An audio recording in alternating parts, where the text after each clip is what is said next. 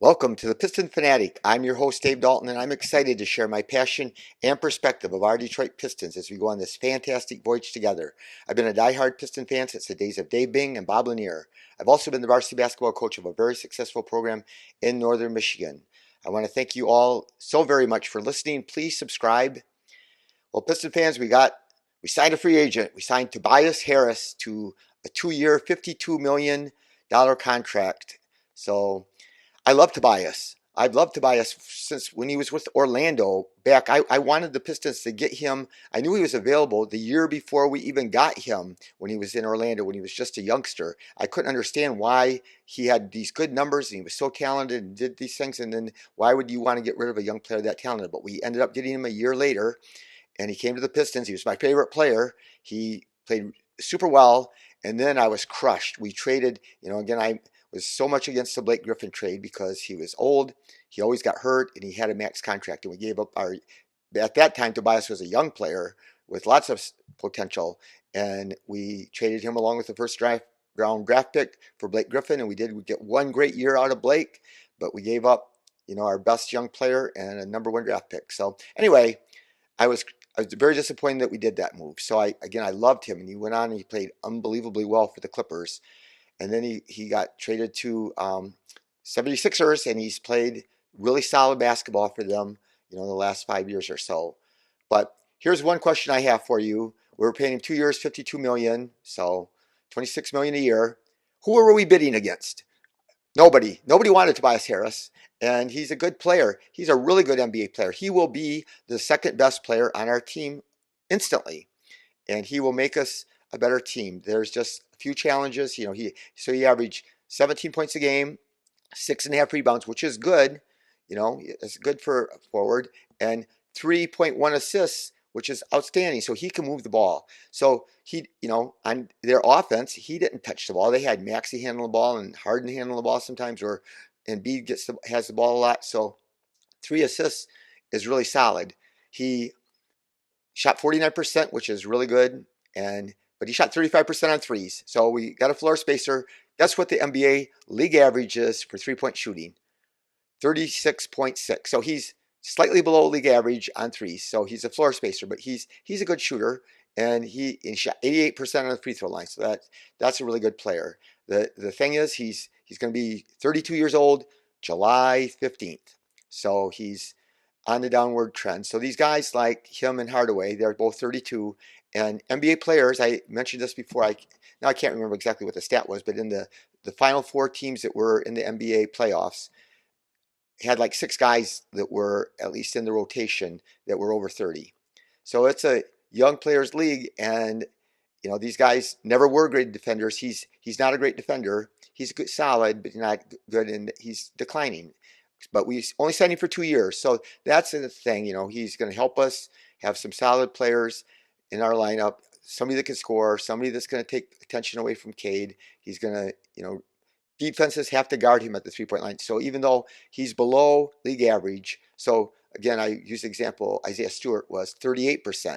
Nobody guarded him. He created no floor space. Tobias Harris will create floor space.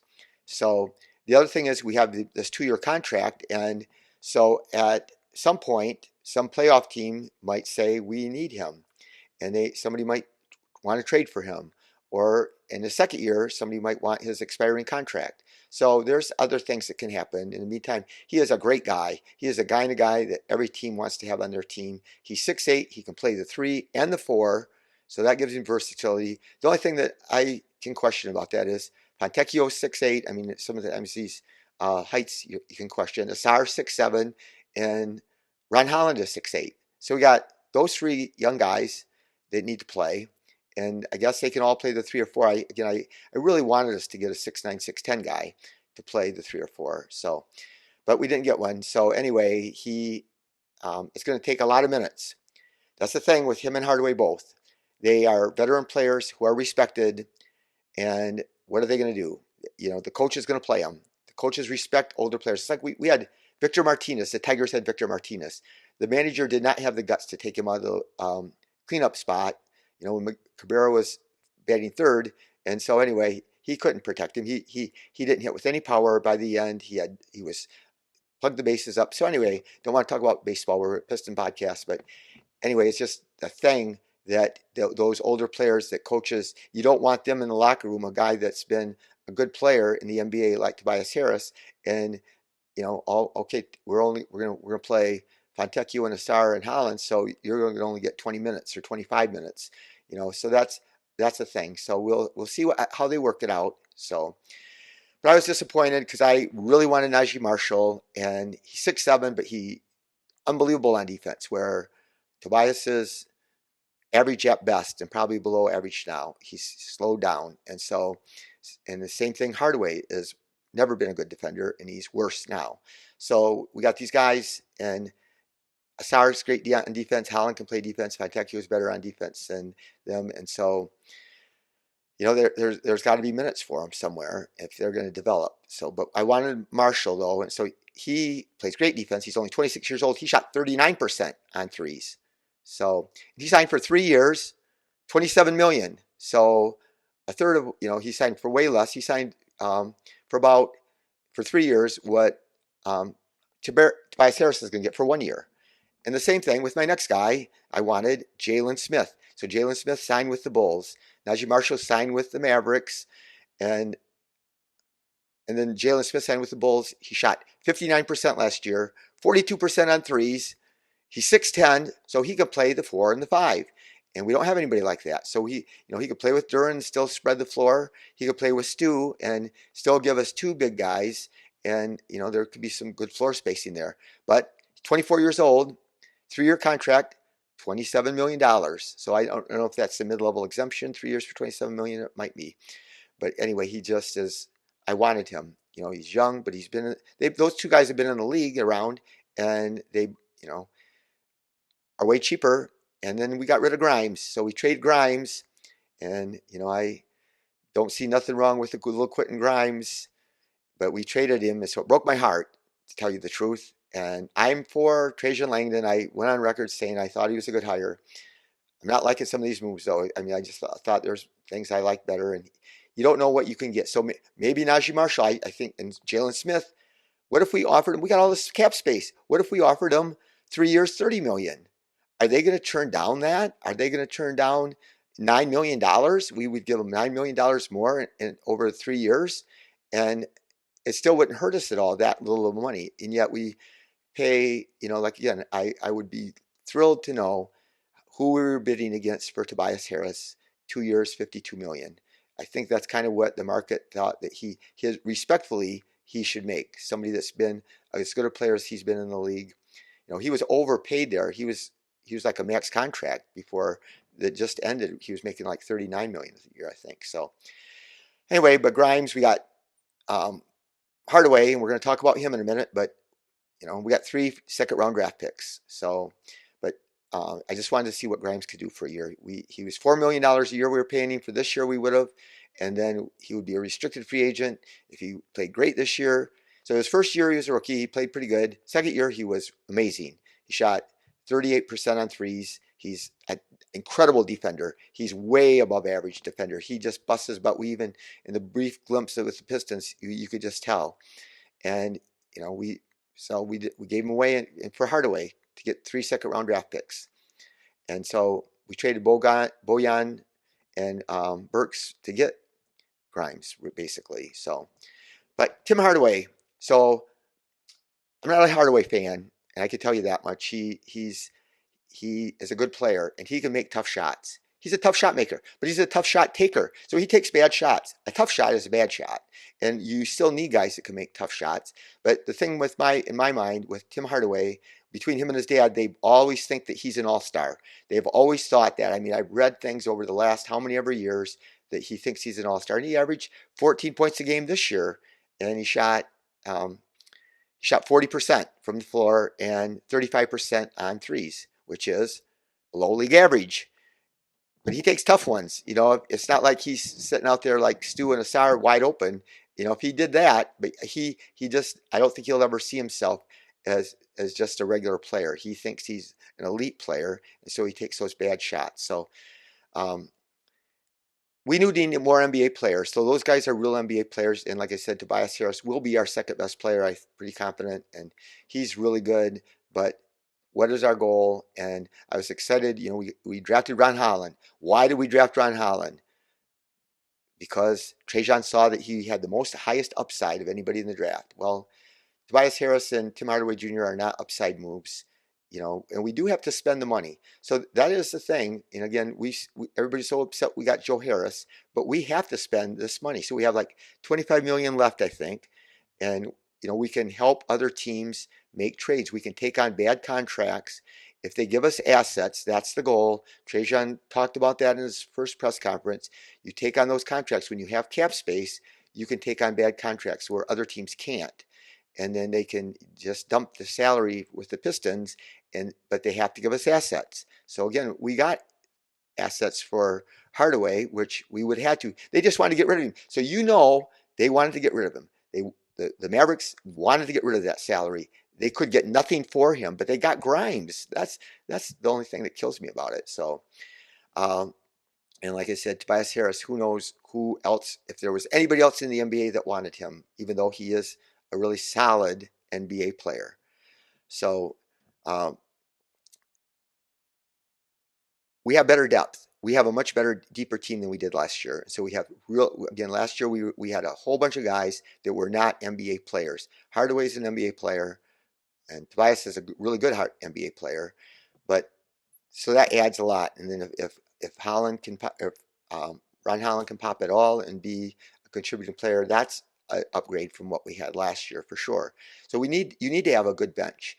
You need to have even three deep at each spot where at least you have an NBA player that you can put in the game, because there are always injuries. So there's always going to be injuries. Who knows what we're going to do at the center position. There's all these guys in free agency that everybody talked about. And people are still talking about getting Gary Harris. Well, Gary Harris is a really good player. But now, what are you going to do if you have to play Hardaway and Harris and Ivy? And, you just got to look at how many minutes. Just like we have all these 6'8" forwards, 6'6", 6'7", 6'8" forwards that we have to play all of a sudden. We never had any. We didn't have any good ones, and now we have four. And so we'll see. I mean, just it's going to be interesting what happens. And so now we'll go to the coaching hire. So I am, to be honest, disappointed. And is JB Bickerstaff going to be a good coach? He could be a great coach. I'm not saying he's not. I'm not in the interview room with those guys when I'm not researching them and their background and knowing everything about JB Bickerstaff. All I know is he was a coach at Houston. He's a coach at Memphis. He's a coach for Cavaliers. Now he's a coach for Pistons. So this is his fourth stop. He's won 46% of his games throughout his career. And I watched his dad coach. His dad was a really good coach. 30-year career like in the NBA. Unbelievably long career.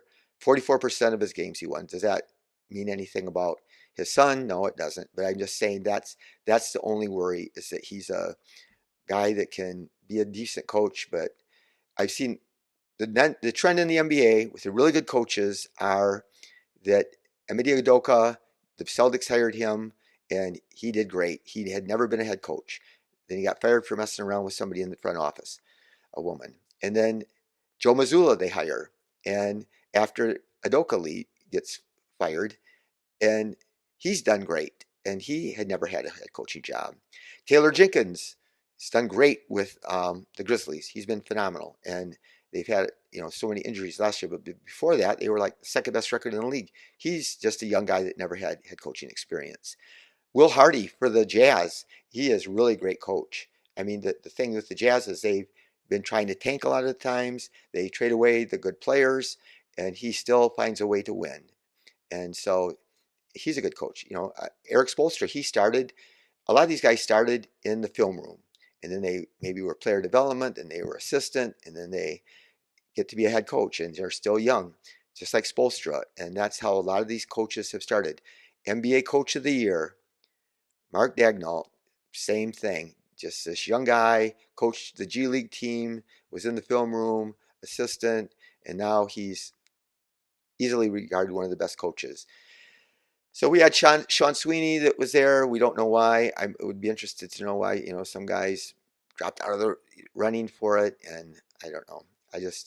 like I said, I just had different ideas in my own head, and we all have guys that we want and we hope that they get, and then things don't always happen the way we want. So I'm hoping for the best for the Pistons. I will always be a Piston fan. I'm a little underwhelmed at the moment. Hopefully we can at least make some move and get some good assets. We're going to be a better team for sure than last year, but you don't want to be in the middle. You don't want to be, the Washington finally blew it up. But you don't want to get, you get players like Hardaway and Harris, and if they can get you, you get a bunch of those players that are a little aging and limited defensively and not, just slightly below league average on 3-point shooting, you can maybe get to the middle, but the middle is not where you want. You want to leapfrog the middle. You don't want to be a 35 to 45 win team. Well, I guess I'd want to be a 45 win team, but 35 to 40 win team. If you get there, and I still don't think we'll get that far, but you know, you win a few more games, and we Piston fans deserve to win more games because we've lost so many games. It's so frustrating to lose all the time.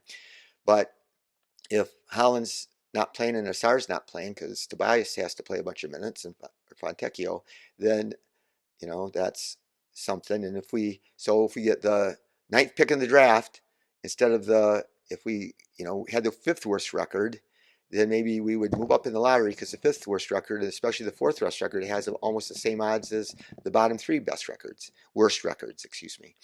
And so you have that chance to get that high pick again, once again. And I want to win every game we can, but it's just what are we doing for sure? I think that's the way that Trajan talked in the press conference. It sounded like he's not wanting to get to the middle. That he's not trying to make just a jump to make a jump. So, but we'll see. Again, there's more moves ahead. I want to thank you all for listening. Be the reason that someone feels better about themselves. Go out of your way to do it, and go Pistons.